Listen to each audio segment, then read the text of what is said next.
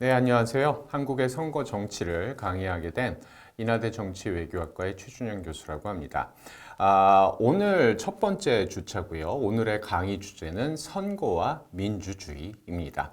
한국의 선거 정치에서 보통 그러니까 이 강의 전반적인 내용은 한국의 어떤 고유한 선거 정치의 특성들에 초점을 맞추어서 강의를 하지만 이번 주, 그러니까 첫 번째 주차는 그 선거와 민주주의라고 하는 어떤 보편적인 이론에 관련된 얘기들을 해보도록 하겠습니다.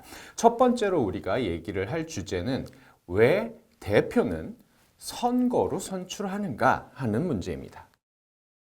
자, 일단 선거라고 하는 거, 여러분들 선거 많이 해보셨을 거예요. 아마도. 그죠? 근데 이제 선거라고 하는 거를 도대체 우리가 뭐라고 정의를 해야 되느냐 하는 거죠.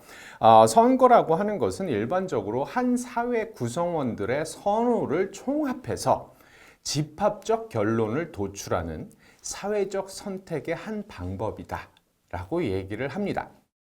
그래서 이 선호의 대상이라고 하는 것들은 굉장히 다양할 수 있지만, 그러니까 우리가 뭐를 선호하느냐 하는 문제에 있어서는 굉장히 다양할 수 있긴 하지만, 선거라고 하는 것은 일반적으로 어떤 직책을 수행할 대표를 선출하는 절차적 방법으로 이해가 된다라고 생각을 하시면 될 것 같습니다.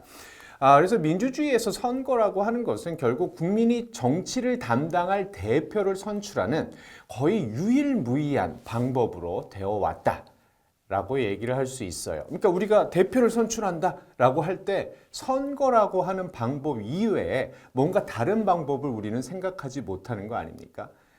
그래서 선거라고 하는 것은 거의 유일무이한 방법처럼 우리한테 간주되고 있다라고 얘기를 할 수 있습니다.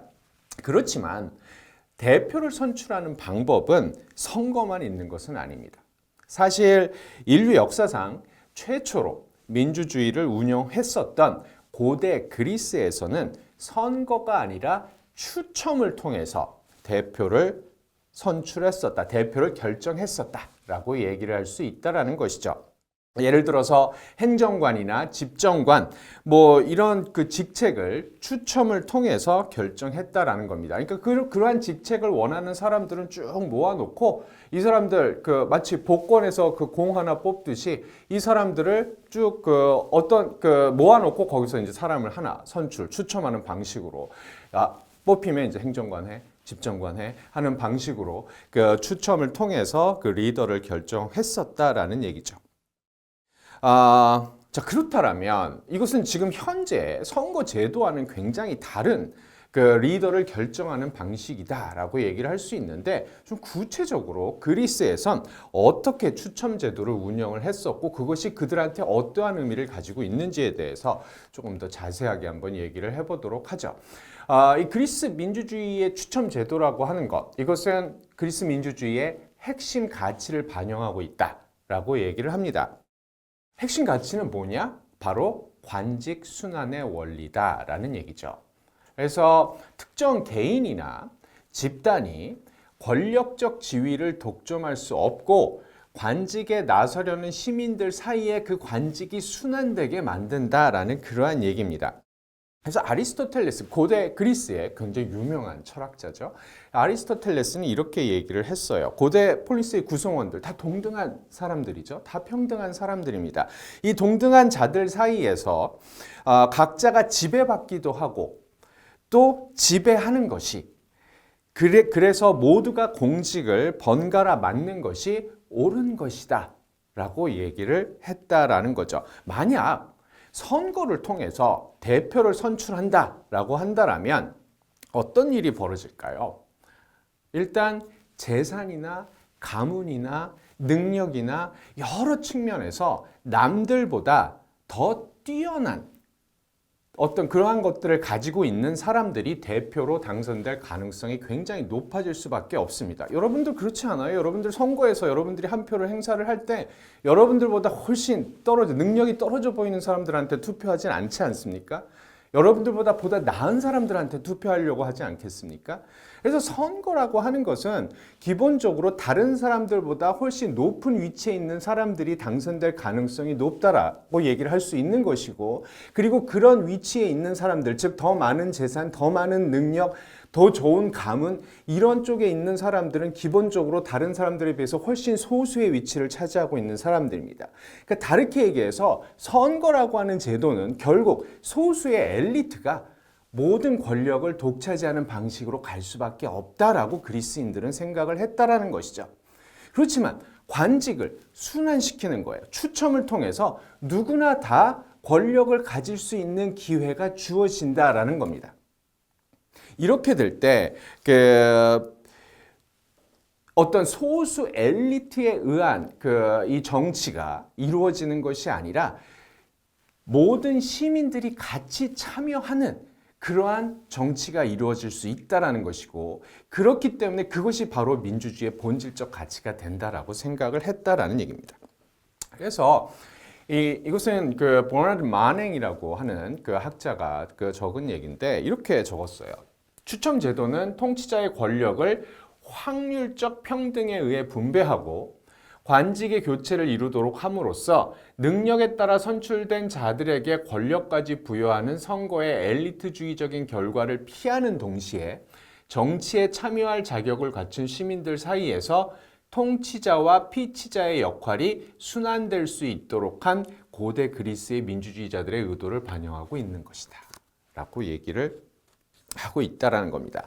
여기서 확률적 평등, 통치자의 권력을 확률적 평등에 의해서 분배한다라고 하는 것은 누구나 다 통치자가 될 수 있는 기회가 주어진다라는 겁니다. 그래서 예를 들어 우리가 뭐 복권을 사서 이제 뭐 추첨을 하겠죠. 그러니까 50개의 숫자가 그 동그란 그 공에 적혀져 있습니다. 검은 봉투 안에 들어가 있죠. 그래서 거기서 하나의 공을 꺼낼 때, 예를 들어 1을 꺼낼 확률은 50분의 1입니다.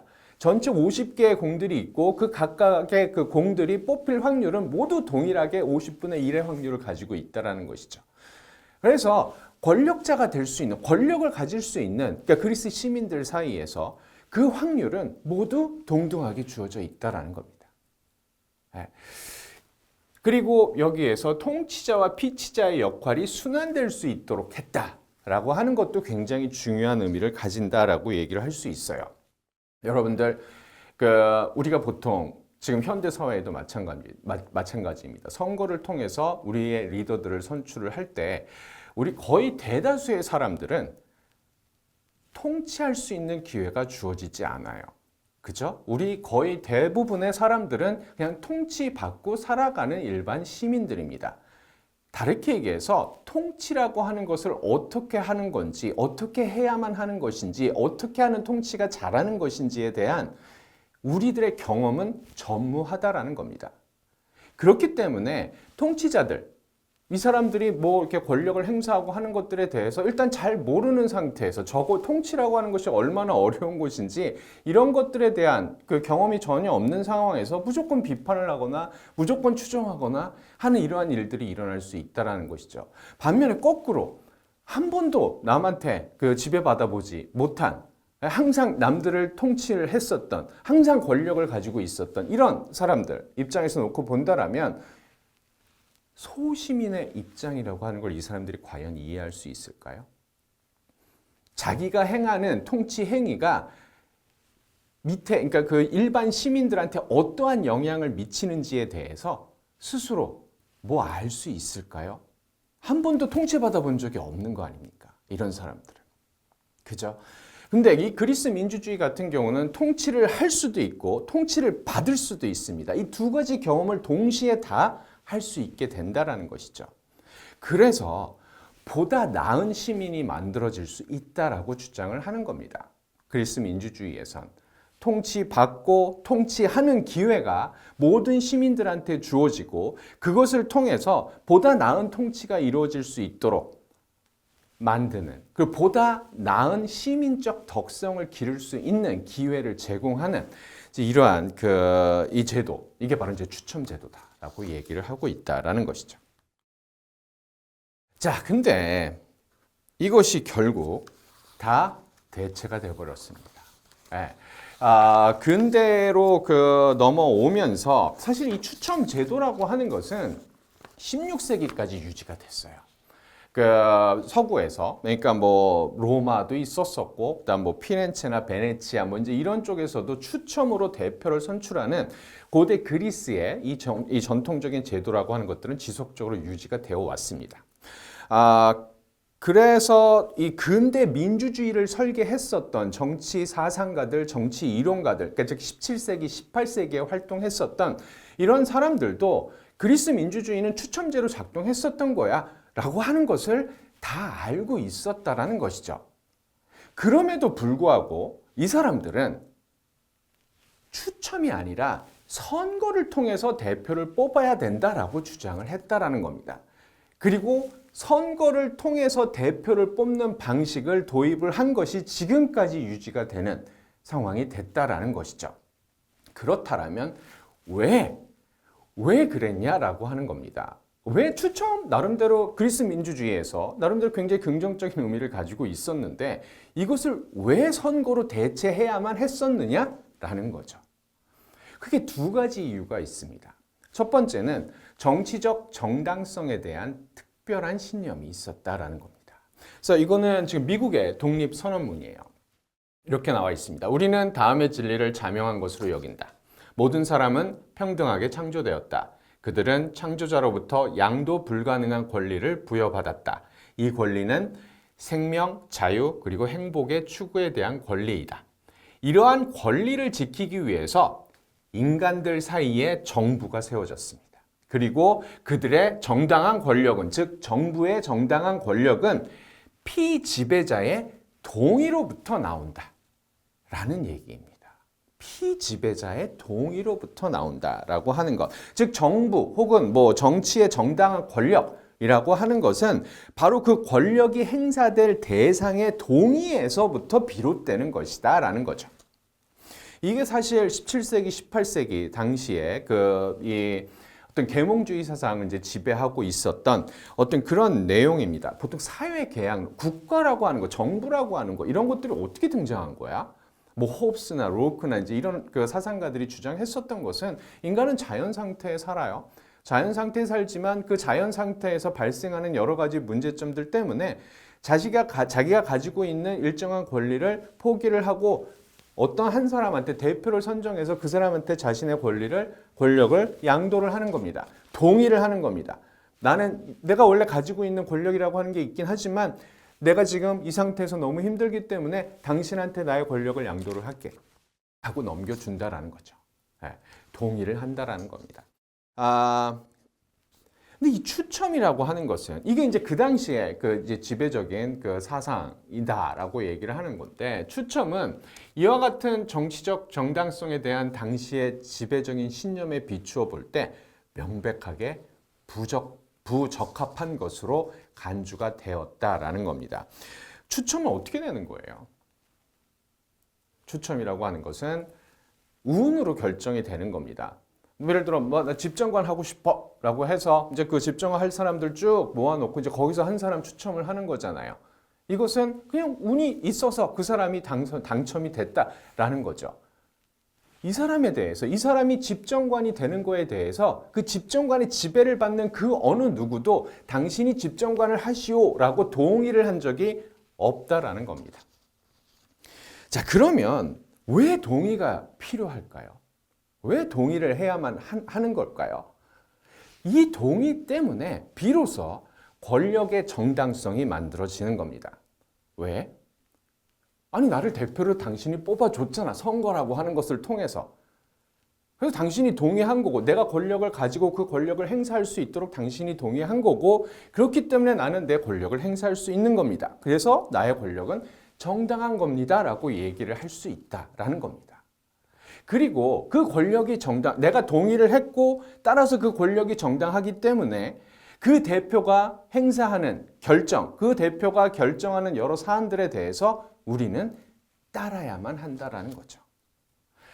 그래서 그러한 맥락에서 그러니까 동의라고 하는 것들이 결국엔 어떤 정치적 구속력으로까지 이어지게 된다라는 겁니다. 이것은 추첨이 가질 수 없는, 선거만이 가지는 굉장히 중요한 특성이다라는 것이고, 바로 그러한 이유 때문에 추첨 대신 선거를 대표를 뽑는 방식으로 채택을 했다라고 얘기를 할 수 있습니다.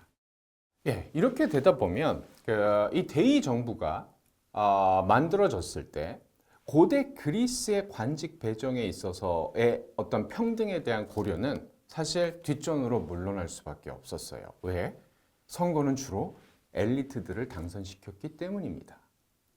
그렇지만 여기서 근대 대의민주주의는 관직 배정에 있어서의 평등, 이것이 아니라 다른 평등, 다른 정치적 평등을 제공을 했다라는 얘기입니다.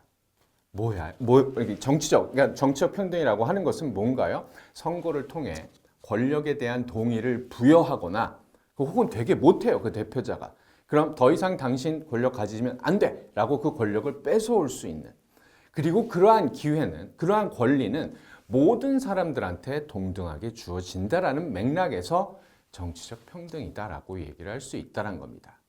그래서 고대 그리스의 어떤 이 평등과 지금 근대 그 민주주의의 평등이라고 하는 것은 되게 다른 맥락에서 이해가 될 수 있다라는 얘기죠.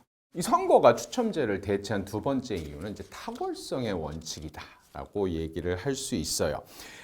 선출된 대표는 선출하는 사람하고 사회적으로 다른 굉장히 탁월한 시민이며 또 그런 사람들이어야 한다라고 하는 뚜렷한 지각 속에서 근대 대의민주주의가 제도화됐다라는 겁니다. 다른 사람들하고 똑같은 사람이 대표가 돼서는 안 된다라는 거예요. 다른 사람들보다 어떤 측면에서든 뛰어난 사람이 대표가 되어야만 비로소 보다 나은 공화국이 만들어질 수 있다라고 하는 뚜렷한 인식 속에서 선거라고 하는 제도가 도입이 된 것이다라는 그러한 얘기입니다.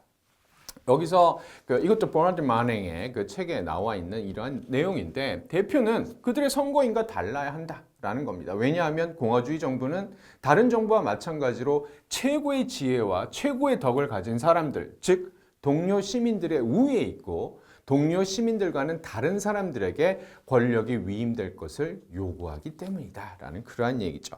그래서 보다 나은 보다 탁월한 인물이 우리의 대표가 되어야 하기 때문에 추천 가지고는 안 된다는 겁니다. 선거라고 하는 제도를 도입을 해서 보다 뛰어난 능력을 가진 사람이 대표가 될 수 있게 만들어야만 한다라는 그러한 얘기죠. 그래서 영국이나 프랑스 같은 경우는 아예 헌법에 초창기 이제 그 헌법에 이 대표가 되기 위해선 일정한 자격을 가지고 있어야만 한다라고 하는 점을 아예 헌법에 명시한 경우도 있어요. 그러니까 뭐 일정 정도의 부를 가지고 있어야 된다. 뭐 어느 정도의 지적 수준이 있어야 된다라고 하는 이런 그 내용들이 헌법에 들어간 경우도 있었는데 미국 같은 경우는 헌법에 이런 자격 조건이 제시되지는 않았습니다. 근데 미국의 선거제도라고 하는 것은 되게 자연스럽게 탁월한 자를 대표로 선출할 수 있을 것이다 라고 생각이 됐어요. 왜냐하면 유럽 국가들에 비해서 지리적으로 엄청나게 넓잖아요. 미국이라고 하는 또 북미 대륙 전체니까. 그죠? 물론 이제 미국이 처음 만들어졌을 때는 그 대서양 연안에 있는 13개 이 주에서 시작이 된 거긴 하지만 일단 굉장히 지리적으로 광활하고 굉장히 다양한 사람들이 모여 사는 이런 자연적 환경 속에 놓여 있었다라는 것이고 이렇게 넓은 지역의 사람들이 모여 살고 있기 때문에 그 안에서 굉장히 특출한 능력을 보인 사람들만이 리더로 부각될 수 있다라는 얘기입니다. 그래서 이제 그런 맥락에서 미국이라고 하는 경우는 굳이 헌법에 이런 자격 조건을 넣지 않더라도 뛰어난 사람이 선거를 통해서 탁월한 사람이 당선될 수 있을 것이다 라고 생각을 했다라는 얘기입니다. 그렇지만 이 대표가 피대표자와 본질적으로 다르다 해도 대표는 자신의 이익보다 공공선을 위해 봉사할 수 있습니다. 이게 무슨 말이에요? 다른 사람인데 어떻게? 그러니까 대표는 일반 그 피대표자들보다 뭐 다른 종류의 사람인데 어떻게 이 대표가 피대표자들을 위해서 봉사할 수 있을까요? 선거라고 하는 기능 때문입니다. 선거가 주기적으로 이루어지게 되는 경우 대표는 가장 중요한 목표가 뭐예요? 재선입니다. 다음 선거에서 또 이겨야만 자신의 권력을 계속 유지해 나갈 수가 있다는 거죠. 그럼 다음 선거에서 이기기 위해선 뭐가 필요해요? 유권자들이 원하는 것에 반응을 해야만 한다라는 겁니다. 그들이 원하는 것을 해 주어야만 한다라는 것이죠. 만약 그렇지 않게 된다라면 이 사람 쫓겨날 수밖에 없는 거 아니겠습니까? 그래서 비록 다른 종류의 사람들이긴 하지만 결국엔 대표는 유권자들을, 일반 유권자들을 위해서 움직일 수 있을 거야 라고 생각을 했다라는 겁니다. 선거가 바로 그러한 역할을 하고 있기 때문이다 라고 생각했기 때문이죠.